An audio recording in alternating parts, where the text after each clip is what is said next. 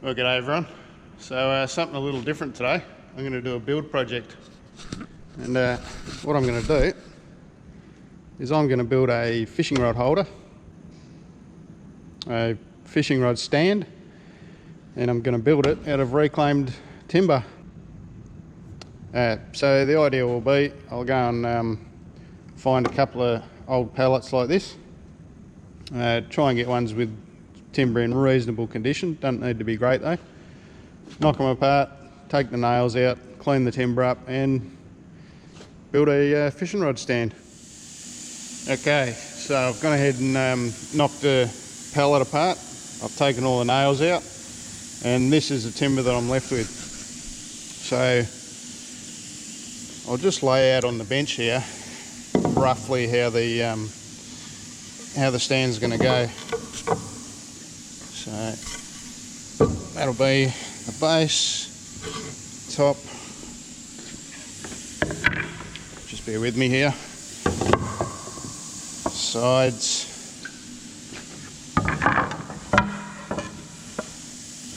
like that. I'll have a piece, probably have a piece over the top to tie it all together, and a couple of, imagine these are underneath, have these on the back like so. So that'll be obviously around the other way, but that's roughly what the fishing rod stand's going to look like. And now you'll see here there's bits that I've broken as I'm taking them apart, but that's all right. I'll be able to cut around them and clean them up. I'm also going to clean the timber up because it does look pretty rough. You don't have to do that. I mean, it is a rustic kind of a stand, but I am going to clean them up, try and make them look a little neater. Okay, so I went ahead and cleaned up all this timber. I ran it through a thickness planer at work, dressed it all up. Much neater, but I mean, it's still not perfect. You got all your nail holes. There's hammer strikes in it from where I knocked the pallet apart. But generally speaking, the timber's pretty clean. Oop, don't drop it on your toes. Always wear your safety boots. Yeah, it looks pretty good. So next step is most rod butts, and I'll get a rod. Just grab a rod here. So most rod butts are about, but they're about 35 mil. So as my glue falls down on care, here we are. I've got a 38 mil spade bit, and what I'm going to do is in two of these pieces I'm going to cut 6 holes for the rod butt. So I'm going to go completely through that one and that one. That one will sit on top of the base like so. The rod butts will sit in there. This one I'll cut 6 holes, and then I'll get my jigsaw and cut the front out so I can put the rods in. Alright, that's all the holes marked. Drill press is ready to go. Get into it.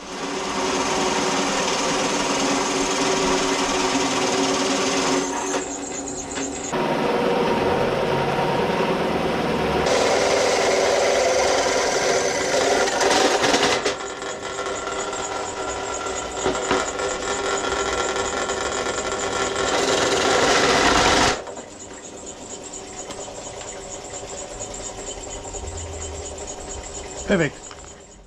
Alright, here we go. So we've got, that's the base.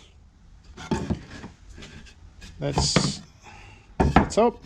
So I'll set it up correctly. That is the base. So the rod butts sit in there. Like so. That's the top, which will be up here somewhere. And what I'm going to do now is, I'll make that the back, that'll be the front. So I'm just going to mark lines here, cut these sections out so the rods can slide back in there like so. But I'm not going to do that now because it's getting late and I don't want to be running power tools at night, as the neighbours won't appreciate that. So I'm going to mark that out, call it a night, and we'll be back into it tomorrow. Alright, it's the next day, we're back again, and I've made a bit of a change. You might have seen me, I marked this one out last night. That was going to be the top of the rod holder, the rod stand, but I wasn't really happy with the size of these holes for the top, so what I've done is I've made some smaller holes. So that was the 38mm diameter, that is an 18mm diameter, so that will now be the top of the rod holder. And I'm just about to do it now. I'm going to mark these and cut these out so the rod can slip back in there.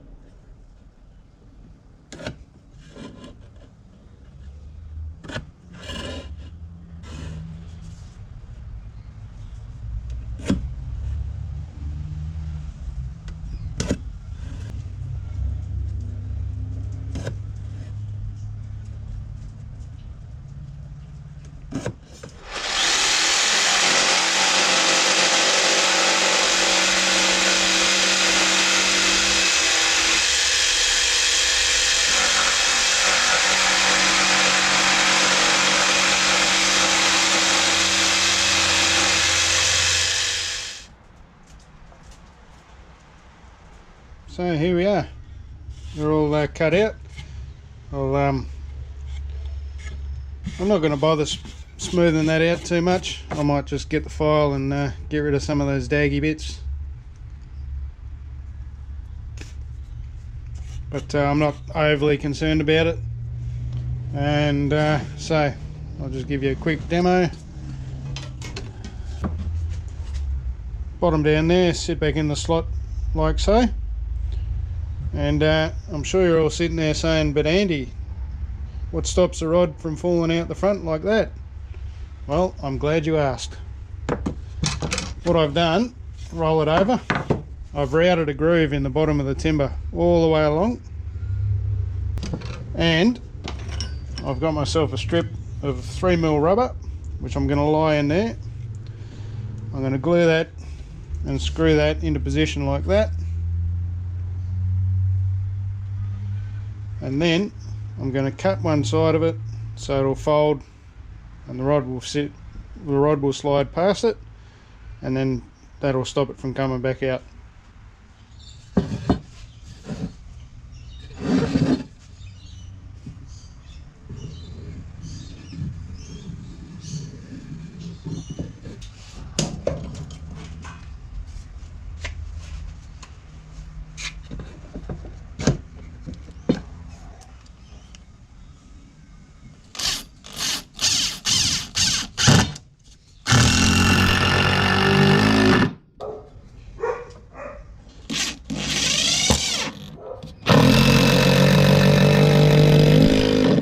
Okay, so you get the idea. Bit of glue, screw it all along. You don't need to watch all of that. I'll just go ahead and do it and then show you the finished result. Okay, so there's the base, all set.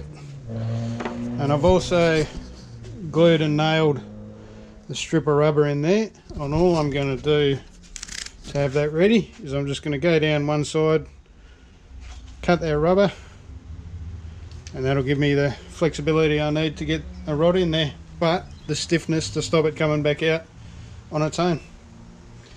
But what I'll do is I'll go ahead and I'll lay it out on the floor here just to give you an idea of what it's going to look like when it's finished. Alright, so that's the basic idea. Base there, top there. I'm just going to have the sides and the backing just as they are. I'm not going to worry too much about them. I mean, there's a few faults. That's broken down the bottom there. That one's broken. There's a pretty big knot there. There's nail holes, but I'm not at all worried about that. This isn't about being perfect. This is just knock it together out of salvage timber. The only one I'm going to have to cut is that one, because that is going to actually sit inside there, and at the moment it's too wide, so I'm going to have to adjust that. So I'm actually about to start putting it together.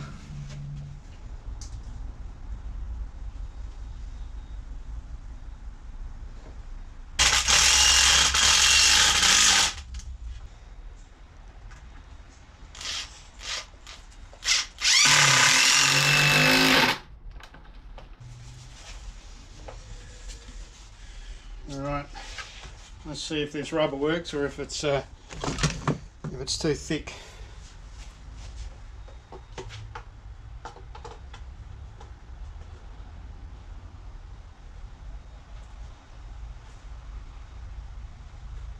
Yeah, I might have to trim the rubber a little bit. It's a little bit thick, but yeah, it's doing the job. But I can't just easily pull it out, so yeah, I'm going to have to trim that rubber.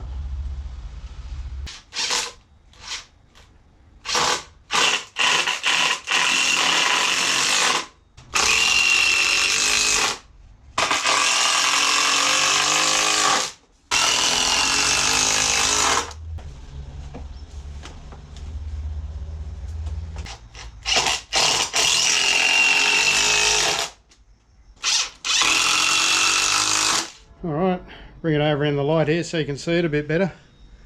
And yeah, that's looking pretty good. I'm happy with that. So the only thing to go now is this piece here, which is going to sit like so, but it's going to sit inside the frame, if you understand me. So I've got to trim it to fit. It doesn't fit at the moment. I've got to trim that to fit. I'll probably do that tomorrow now, actually. It's getting a bit late in the evening. But I'm happy with that. That's looking good. Yeah, I'm stoked with that. Salvage timber. Good as gold. Alright, so you know what? I just went ahead and did it.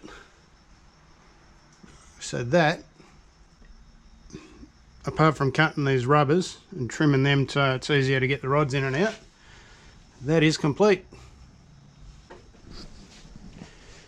There we go, one rod, it's in there. Looks so good, doesn't it? I'm pretty happy with that.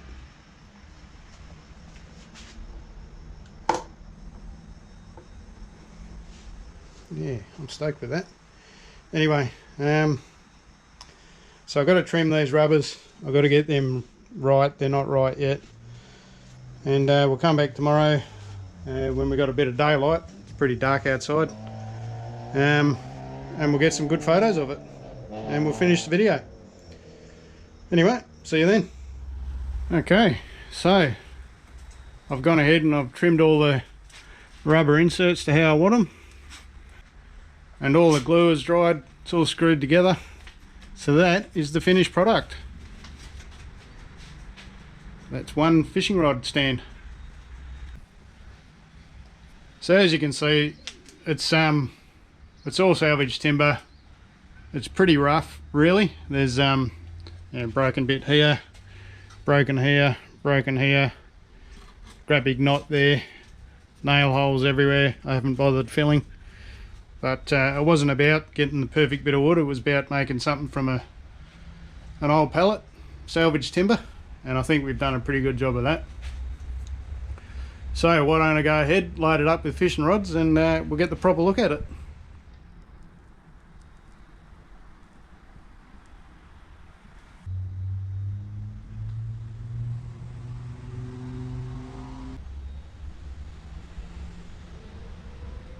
Alright, there we have it, guys. One fishing rod stand. Looks pretty good, doesn't it? I'm pretty happy with that. Pretty rustic, pretty rough and ready, but so am I, so it doesn't matter. But yeah, that's it. Pretty easy. If you want to have a go yourself, and you want to know the measurements that I've used, just hit me up in the comments. I'll be happy to give you a sort of a cutting list, a materials list, so you can have a crack at it yourself. It's just a matter of finding an old pallet and getting stuck into it. I prefer to use non-treated pellets because any shavings or sawdust that I create will go into my compost here in my garden. But if you're not worried about that, doesn't really matter. If you can find a treated pine pellet and you want to use that, go for your life. So that's it. Hope you enjoyed the video, guys. Thanks for coming and hanging out in the shed with me, enjoying a couple of cold beers as I did.